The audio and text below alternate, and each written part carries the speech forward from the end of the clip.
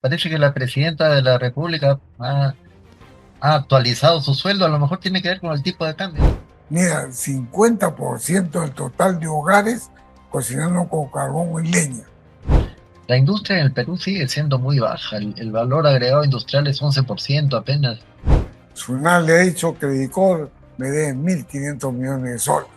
Pero esto quiere decir que 7 de cada 10 personas en edad de trabajar están trabajando en el sector informal.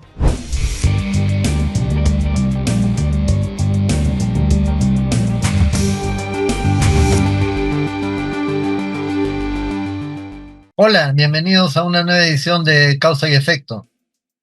Daniel Saba les habla siempre con la co-conducción de César Gutiérrez. César, ¿cómo estás? ¿Qué tal? Bien, Daniel, buenas noches. Agenda nacional e internacional prolífica, Así es. empezando por lo nacional, el dólar, ¿no? El dólar, hoy día se siguió apreciando el tipo de cambio. Se ha puesto algo así como 3.55. Ya va haciendo una apreciación importante. Ahora, aquí el problema de esto es que va a afectar de alguna manera a las exportaciones, sobre todo las no tradicionales, ¿no? Porque, por ejemplo, las exportaciones a Estados Unidos no son las más importantes, van a subir de precio por el efecto conjunto del arancel y el tipo de cambio, eso va a subir de precio de manera significativa. Pero yo no sé por qué, la pregunta que me hago es por qué el Banco Central está tan impasible frente a esto, que no es lo que más conviene, ¿no? Sí, justamente por el tema de los exportadores, favorece a los importadores, ¿no? Claro. Favorece a los deudores en dólares que ganan en soles. Ahora, la pregunta antes que eso es, ¿y por qué está pasando esto? ¿No? ¿Por qué se ha caído tanto el tipo de cambio? Es un buen Bueno, tema para explicar. hay varios factores. En primer lugar, el Perú es un país que recibe más dólares de lo que debería recibir en cuanto a si su productividad se midiera por el tipo de cambio. Es decir, la cantidad de dólares que entran no refleja la productividad del país en general, sino de la minería. Y claro, la minería exporta mucho, la minería es tomadora de precios internacionales que suben, pero ese ingreso de dólares que digamos, es exagerado considerando la productividad del país, tiende a depreciar el tipo de cambio. Pero esto le pasa a todos los países que tienen sus exportaciones basadas en materia prima, que Claro, cotizan en el mercado y había internacional. a ver, en el caso de la productividad y no reflejo, el oro juega un gran rol en eso, ¿no? Los volúmenes son similares, pero el precio, sea respecto a la media del año pasado, es 50% más alto. Claro, Entonces, estamos un ingreso de dólares en función del precio internacional más que el volumen de producción, que es justamente lo que estás afirmando. exactamente. Ahora, había un efecto adicional con la subida de las exportaciones peruanas en el primer trimestre. Han subido significativamente las exportaciones, pero igual, ¿no? El tema de Pero fondo es por precio, no por volumen. Eso es por lo que tú...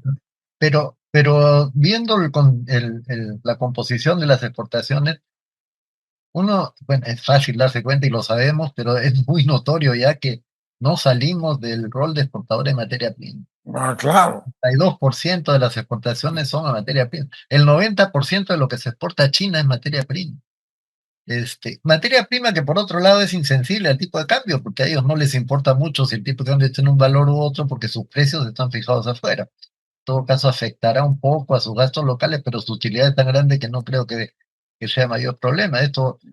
Esta apreciación del tipo de cambio en todo caso afecta a los que están en agroindustria, por ejemplo, que exportan a Estados Unidos y que ya tienen un arancel y encima tienen el tipo de cambio que se aprecia y que el producto les sube. en el tema de la agroindustria, Daniel, yo esta semana estaba conversando con una empresa que requirió mi servicio para un tema de irradiación de productos agroindustriales. Ajá.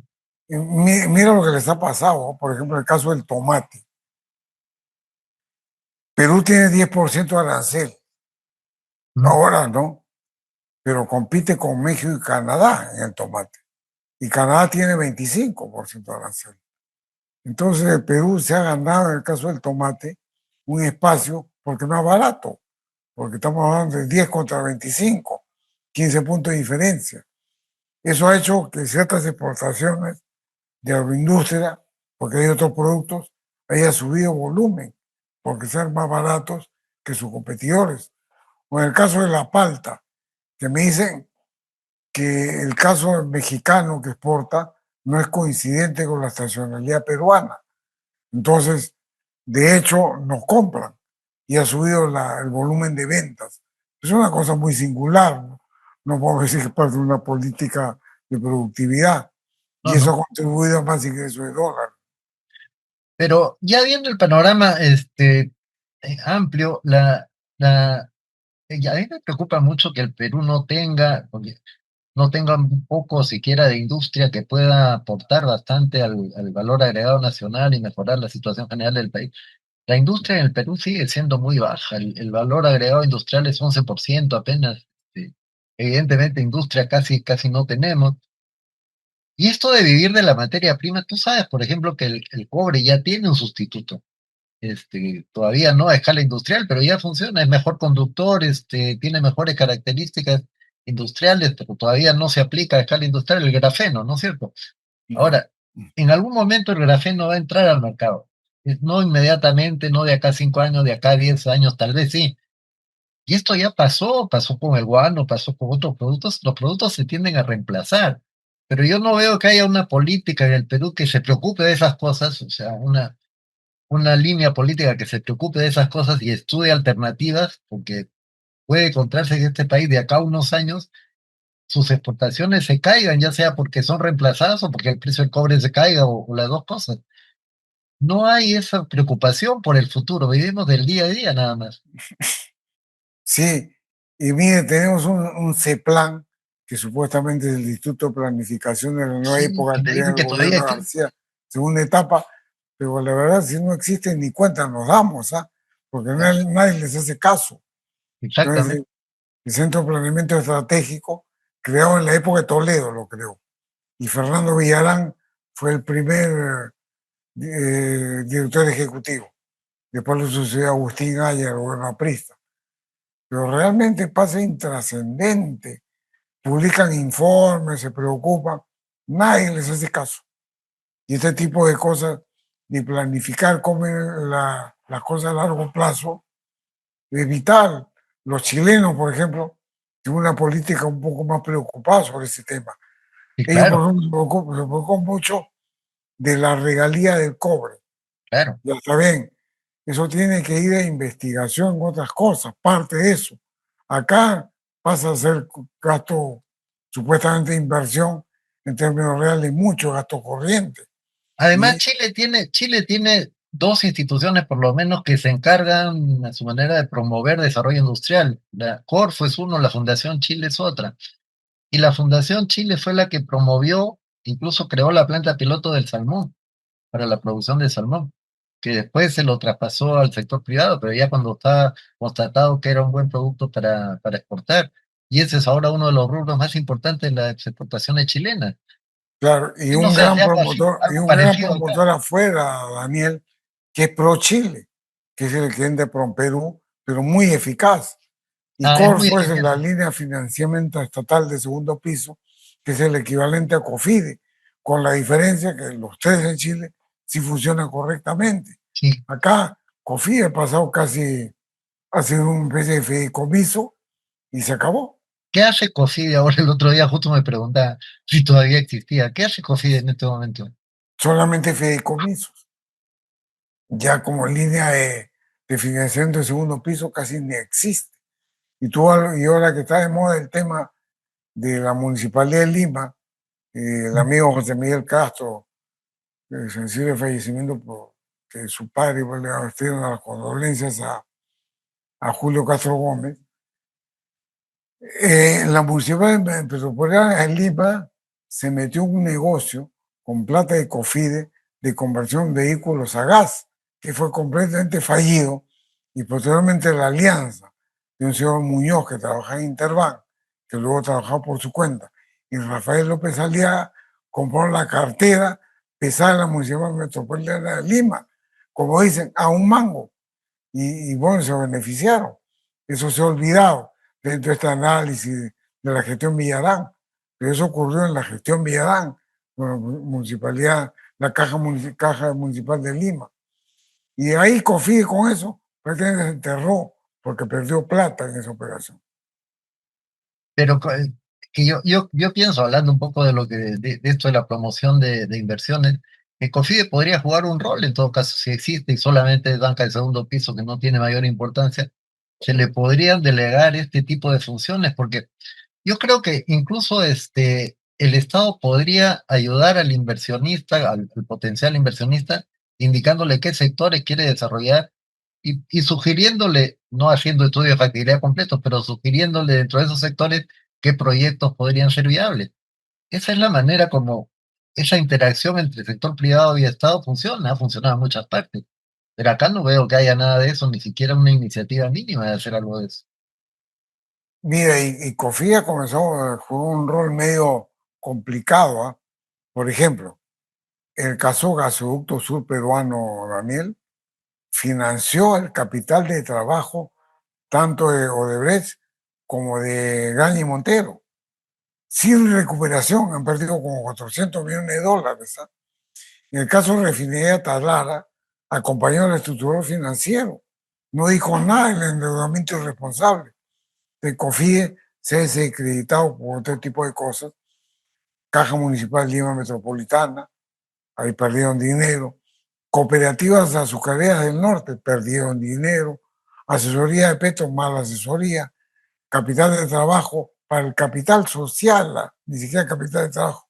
Capital social de Graña, capital social de Odebrecht. En el caso Gasoducto, han perdido ¿Cómo se dinero. está financiando COFIDE ahora? Porque solía financiarse con bonos, ¿sigue con eso ya no?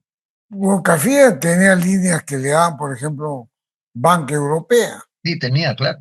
que por ejemplo también la CAF es un gran financista de COFIE, y eso está dispuesto, lo que pasa es que perdió la capacidad de gestión, por eso te preguntan si existe, pues ya ni suena ni truena, ese es el gran problema de COFIE. Y hablando del sistema financiero, Daniel, pasemos a los problemas de la banca privada, antes de nos acabe este bloque, con SUNAT, Credicor, con SUNAT. SUNAT le ha dicho, Credicor, me dé 1.500 millones de soles. Y la respuesta de Credicor ha sido, oye, estás corriendo la inversión, estás dando una visión distorsionada de lo que es un recaudador tributario. Pero el Claro, hecho lo que concreto que pasa es mil que, quinientos le está cobrando. claro, la SUNAT le está cobrando a Credicor 1.500 billones de soles, ¿no es cierto? Sí, Por operaciones que la SUNAT ha impugnado. Pero lo que me llamó la atención al revisar el caso es que la respuesta de Credicor no es tanto defenderse, que lo hace marginalmente, sino atacar que esto va en contra de la inversión en el Perú, que no puede ser, que esto desanima. Es decir, pero eso es casi un chantaje, pues, pero claro, no, dedícate a defender tu ese es causa, ¿no? ¿Ah? como dicen en España, es el discurso de la patronal, ¿no? Sí, claro, claro, Ese es el discurso de la patronal. No hay un argumento, la transición fue de esta manera, eso realmente no fue un gasto, fue un costo. Mi utilidad es la utilidad y no la que tú dices, por un lado, ¿no? Eso claro. debería ser Credicor. Pero por otro lado, la SUNAT, Daniel, a la SUNAT le dicen de todo y no pasa nada. O sea, si me preguntas a mí hoy día quién es el jefe de SUNAT, la verdad que no sé. Y, Ha a ver, yo pasado no tan conozco los detalles del intrascendente, caso, pero alguna racionalidad tiene que tener. No creo que la SUNAT haya amanecido con ganas de cobrarle a Credicorp y esto es una locura, ¿no? No debe ser pero, así. pero tienen que salir a explicar, Daniel, porque Claro, este discurso que mete Credicor en todos los medios es el discurso que queda instalado. Y no está el discurso de la SUNAT. No existe. Al igual que en el caso Telefónica, metió unos embargos. Telefónica también ha dicho que los han llevado a una situación calamitosa por excesos. ¿Y qué dice Sunat? No dice nada. Le falta voceros a Sunat y siempre tuvo gente en las cabezas de Sunat en los 90 que eran buenos voceros. Me acuerdo de último primero de Sandro Fuentes, buen defensor hasta de Fujimori. Me acuerdo de Revilla y me acuerdo de Estela, que eran buenos discurseros, buenos la SUNAT defensores de tenía la peso, política claro. SUNAT. Hoy día no hay eso. Ni saben cómo se llama el jefe SUNAT. Y con eso se quiere combatir toda la evasión y la informalidad que hay en el Perú. Entre ellos el oro, Daniel, ese oro que sale El por oro que cocheo estaba, estaba viendo que hay un proyecto en el Congreso para El legalizarlo. Banco de la Nación. Sí, sí, sí, el Banco de la Nación va a comprar el oro informal. Caramba, caramba. Bueno, si le regalan 2.000 millones de dólares a Petro, ¿por qué no? Dirán, pues no. Sí, sí, en fin, y todo esto en época ya Electoral. preelectoral, planteamos todas estas cosas porque evidentemente creo que son temas de agenda, temas de discusión. Se tendrá que llegar a conclusiones a partir, se debería, ¿no? A partir de la discusión de estos temas que tienen que ver con el futuro del país. Pero no sé si los 43 candidatos están ocupados en otra cosa, pero ninguno está hablando de temas que tengan que ver con eso. Pero igual, ¿no? Lo más volanteados, don Philip Butter, Rafael López Aliaga, Keiko, no les escucho nada interesante, ¿ah? Más allá de gritos altisonantes, propuestas de discusión de estos temas, no le encuentro, ¿no? No, no, Y no, eso es lamentable, pues. evidentemente. Muy bien, sigue el bloque de César, el efecto de la causa, y nosotros regresamos en la conversación entre los dos en el segundo bloque.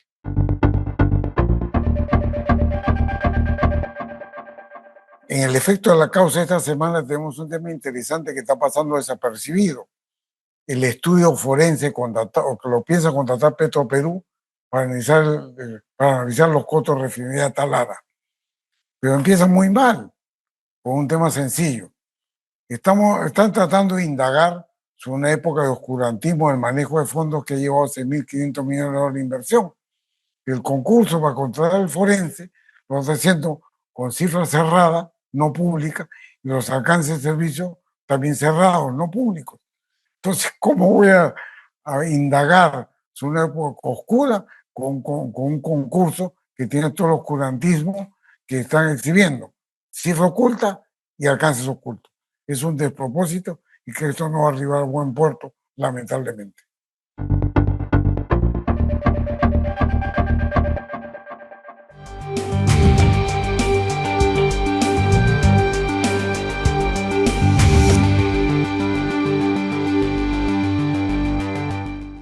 Ok, regresamos entonces con nuestro segundo bloque. A ver, la gente en el Perú se queja de que los sueldos son bajos, los ingresos son bajos, pero no parece ser así, para todos. Parece que la presidenta de la República ha actualizado su sueldo, a lo mejor tiene que ver con el tipo de cambio. No sé, César, ¿qué opinas? ¿Y sabes qué? Y Fuerza Popular, que se raja la vestidura cuando queremos subir el sueldo mínimo, ¿no? Y Ah, ahora está bien la jerarquía salarial en el Estado, que puede ser válido. Pero el tema es, con una presidenta tan desacreditada, la reina de la frivolidad, mi frivolidad, podríamos decirle, ahora aumentarse el sueldo en este momento es un despropósito con una colusión y silencio del Congreso impresionante. ¿Será porque los congresistas ganen igual? ¿Será por eso? le van a Pero, subir el sueldo ahora también, claro, claro. pero de hecho es el peor momento, no es consciente que su pobreza es tan baja que esto le hace daño, pero poco le importa, pues ya hemos visto los roles, ya hemos visto las cirugías plásticas y ahora vemos el sueldo. Entonces Pero esto no le entran balas, como dicen, ¿no? no le entran balas. Esto es una señal más del absoluto divorcio y casi desprecio que hay de los políticos a la ciudadanía y el desinterés de la ciudadanía a los políticos que permite que pasen todas estas barbaridades, porque evidentemente en una situación en que, digamos, económica que no es la mejor, porque no hay que olvidarse, el Perú tiene 30% de pobreza y 75% de informalidad. Por más que las cifras macro sean muy bonitas, la situación social es delicada. Y en ese contexto, que esta señora que no hace nada, se sube el sueldo sin ponerse colorada siquiera, es insultante, ¿ah? Creo que es insultante. Y eso que tú has mencionado, Daniel, de la pobreza, inclusive es de la gran cifra agregada, porque cuando habla de la pobreza multidimensional, Sí, claro. hablamos de cosas mayúsculas. Por ejemplo, cerca del 50% de los hogares en el Perú cocinan con leño o carbón. Y no solamente es aplicable en los sectores de pobreza y pobreza extrema, sino tenemos sectores no pobres. Mira, 50% del total de hogares cocinando con carbón y leña.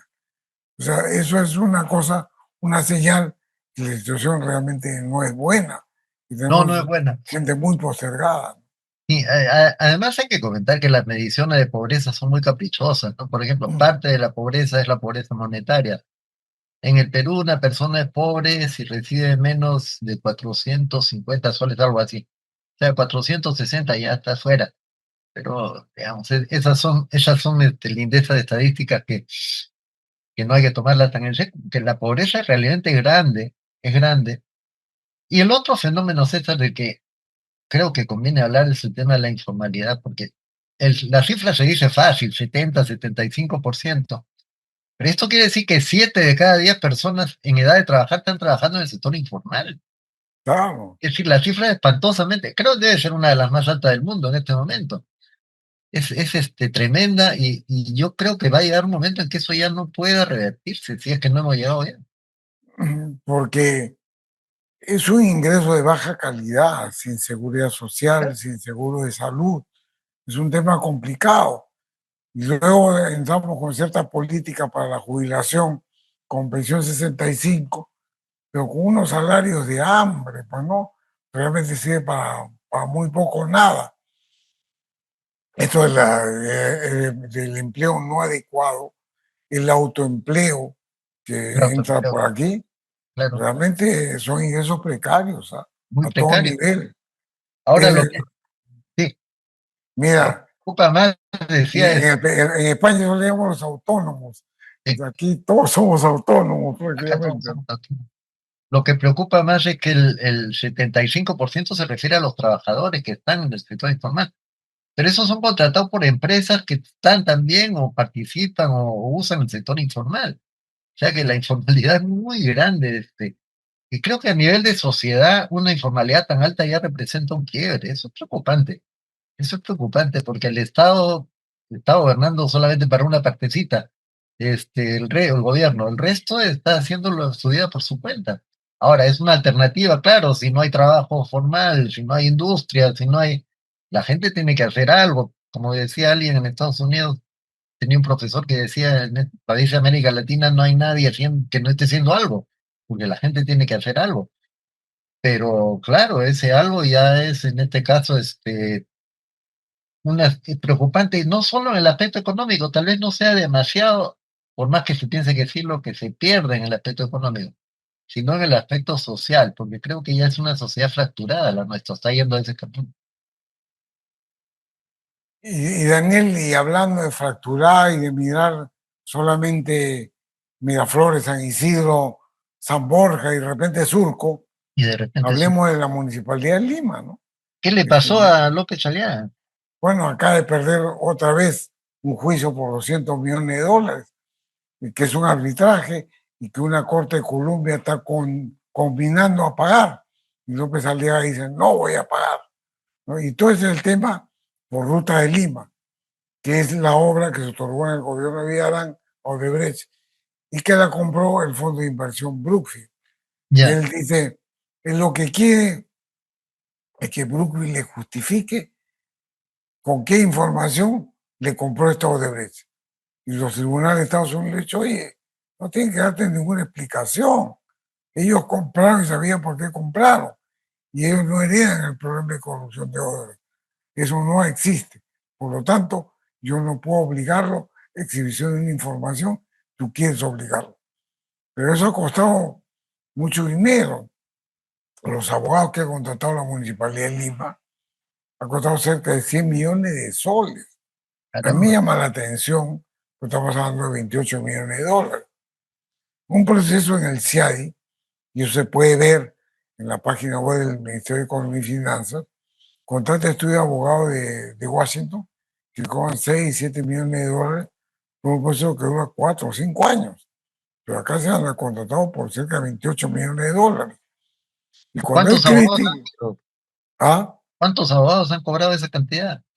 es un solo estudio, es un solo Solo estudio de abogado, estudio. un solo estudio, claro, que Debe ser supuestamente es carísimo. un estudio que tiene lobby inclusive contra. Pero ahora salió con otra noticia. Ni unos, y aquí sí parece que tiene razón, ni unos grandes estudios de abogados que tienen muchos arbitrajes a favor de Perú. Es un estudio que tengo en Washington que se llama Foley. Vean, ¿qué ha ocurrido con Foley? Muñoz los contrató para estos casos con Brookfield, pero lo que no habían dicho, que parte del grupo de abogados que estaba destinado a este arbitraje también tenían patrocinios con Brookfield. O sea, había conflicto de interés. Y eso sí reclamó López Aliaga. Y me parece ese reclamo sí es correcto. O sea, ese no reclamo es puede ser que correcto. usted abogado tenga tal conflicto de intereses, Yo me tan, imagino que en Estados Unidos eso es penado también, ¿ah? por supuesto. Claro. Entonces, digo, lamentablemente, Juan muy a la ligera en eso. A esto se ha sumado el tema de la Municipal de Lima, dos cosas.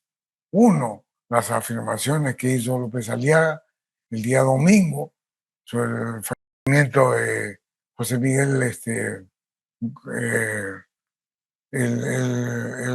digamos, la persona que lo, José Miguel Castro, y comenzó a decir que le ven con la lengua, que había una chalina verde, eso no existe en ningún lado. No estaba haciendo política con un muerto, y tratando de decir que lo habían silenciado. La pregunta es, ¿para qué? Ya dijo lo que tenía que decir Villarán, es ruta del dinero. En el caso de OAS y Odebrecht, ellos los indicaron que le habían dado dinero. ¿Quién lo va a matar para qué? Entonces eso es un exceso de estar jugando a la política con una persona, un ofrecimiento lamentable. Lo he explicado, pero que sea esto atribuirlo al caso de Lavajato, yo tengo mis dudas. Ahora, Eso es un tema. yendo a lo del juicio, ¿ha apelado? ¿Se puede apelar o ya es definitivo? ¿De cuál? De Estados Unidos va a apelar. ¿Va a apelar? Está apelando decisiones arbitrales, Daniel. Es como decir que acá ganó un arbitraje en la Cámara de Comercio de Lima y Ah, mover el Poder Judicial. Y en primera instancia el Poder Judicial no fastidie. Voy a la Suprema. Eso es lo que está haciendo. Ha judicializado procesos arbitrales. Entonces eso es muy difícil revertir en Estados Unidos. sí. Pero ahora dirán que si apela y si se queja, está yendo contra la inversión extranjera y todo lo demás. Pues está bien. Seguramente. Ajá, no va a faltar que Oye, diga eso. y el otro tema adicional de la municipalidad es el conflicto del laberinto que va a armar contra el Ministerio de Transporte y su contra ATU o el tema del ferrocarril. Porque ATU, el Ministerio de Transporte le han dicho, oiga, aquí tenemos que certificar las unidades, llámese locomotoras o llámese vagones. Es el requisito que dan las normas. Y tenemos que hacer una adenda al concesionario de la línea férrea. Ese proceso dura un año. Y usted me está pidiendo que en julio, o sea, entre poco, empecemos la marcha blanca. No se puede hacer. Entonces he dicho, voy a llevar gente a que proteste contra el Ministerio de Transporte y contra ATU. Viene más confrontación pública o sencillamente no hace las cosas correctamente. Y hay gran parte de la prensa que se compra eso, ¿no? Está bien, grande, porque, pero hay que respetar las normas con las cuales se accede a un servicio de transporte público. Bueno, y es que él es el principal candidato de los grupos de siempre, ¿no? Debe ser uno de los únicos también. ¿Qué otro candidato hay de esa línea? ¿Keiko no va a ser candidato otra vez? Sí, Batters también. Bater. Ah, Claro. Y si Carlos Álvarez postula, también está en la misma línea. Cada cual, cada cual cumple el rol. ¿Quién es el más duro? ¿Quién es el Bukele peruano? De eso estamos hablando, ¿no? De eso se Cuando vanaglorian. damos, cuando damos Yo no sé cómo tomar argumentos, esto el público. Lo importante es cómo lo toma el lector. pero cuando Eso es damos muy interesante ver eso, Daniel. de candidatos, parece que estamos en un programa cómico. Si estos son los, bueno, en fin. Pero como tú dices, yo creo que en poco tiempo empezaremos ya nuestro proceso de entrevistas a candidatos para que definan su línea, qué es lo que quieren hacer, qué tanto entienden la situación del Perú, qué soluciones proponen, etcétera. Creo Mira, que hay un candidato interesante que estamos tratando de hacer alguna aproximación, que es el candidato de Juntos por el Perú, ¿no? ujú, Que más allá que Juntos por el Perú, Roberto Sánchez, su aproximación Castillo, el candidato que es un típico puneño físicamente, pero con una serie de maestría fuera del país, se expresa debidamente. Va a tener un arraigo en el sur y puede ser que le ponga antagonista a toda esta fuerza de derecha. Y creo que sería interesante. Ojalá podamos conseguir conversar con él para que la ciudadanía escuche versiones diferentes.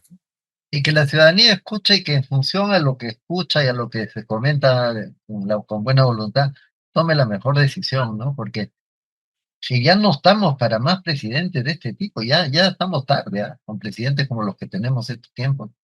Este, se necesita con urgencia a alguien que tome en serio al país, no lo digo de broma, que tome en serio al país, que no lo vienen haciendo. Y ojalá que podamos ayudar o participar en eso, ¿no es cierto? Que escuchen y que digan, a ver, o los escuchemos también a ver qué tienen. Ojalá que en las próximas semanas podamos contar con varios candidatos, sobre los cuales están intentando aproximarse para poder conversar. Bueno, aquí estamos terminando el programa, Daniel, pero hay que anunciar dos cosas, ¿no? Así, Uno, que se suscriban y que den like, si les gusta, por supuesto. Y la otra es que vamos a hacer una sección adicional sí, por semana. Y esa sección adicional vamos a tocar temas sensibles desde el punto de vista internacional, que muchas veces las redes sociales esconden ese tipo de reportajes, pero es importante hablarlo. sí. Iremos de pocos, pero que la ciudadanía se va enterando. Y Y empezamos para que ya no pronto con censuren, ese nuevo bloque, para que que no creo que se censuren llamaron este los censurables. programa, para que no lo censuren, que es la costumbre ahora, parece, es bueno que den like y digan si les gusta el programa, porque son temas que hay que tratar, pero a veces los se tratan y después el programa se esconde y no lo publican, etcétera, etcétera, claro. La censura tiene otro color hoy día, ¿no? Sí, Como te es posible ponerte en la última fila de la lista de videos de una exactamente. red Es social, otra es manera una de especie de censura, no te muestran. Eso exactamente. es. Muy bien, con causa y efecto regresamos entonces en la próxima semana. Nos vemos. Chao, César, un abrazo. Chao, Daniel.